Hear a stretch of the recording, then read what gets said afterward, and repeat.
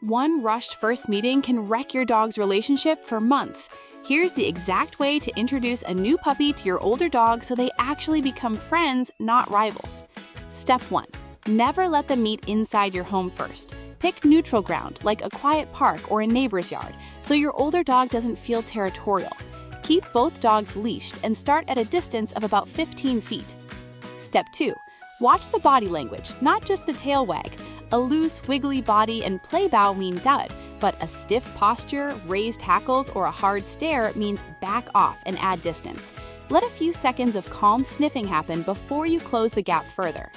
Step 3. Keep the first session under 10 minutes.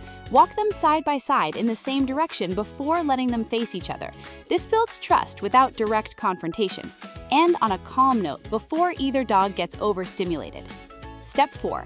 At home, feed them in separate rooms and give each dog their own bed and toys for the first few weeks. Resource guarding is the #1 cause of fights between new housemates. Only combine mealtimes once both dogs eat calmly with the other nearby. Step 5. Give your older dog an escape route at all times. Set up a baby gate or a puppy pen so the senior dog can retreat whenever the puppy gets too pushy. Let your older dog set the pace. Forcing closeness always backfires.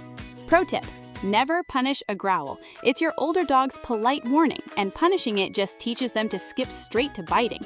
What's your best tip for a smooth dog introduction? Comment below. Follow Sikho for more. Visit Sikho.ai.